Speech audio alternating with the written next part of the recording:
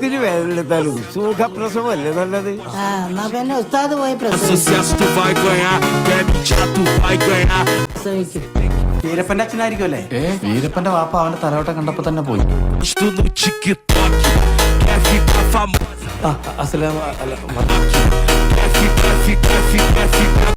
ആ കുഷ്ഠരോഗി എന്നാ നിങ്ങളുടെ യേശു ക്രിസ്തുവിനോട് പറ, നമ്മുടെ കുഷ്ഠരോഗിയോട് കൂടെ ഇരിക്കേണ്ടത്. ബൈബിളിൽ പറഞ്ഞാൽ അങ്ങനെയാണോ? അല്ലല്ല.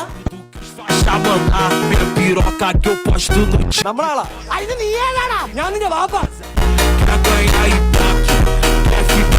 ഞാൻ നിന്റെ കൊച്ചാപ്പ. ഓവറായിട്ട് പഠിച്ച് ഡോക്ടറൊന്നും ആവാൻ നിൽക്കല്ലേ. ഓ ശരി, ഞാൻ ഡോക്ടറോട്ട് ആദ്യം നിന്റെ അച്ഛന്റെ ചൊറി മാറ്റി കൊടുക്കാൻ. ഞാൻ ചൊറി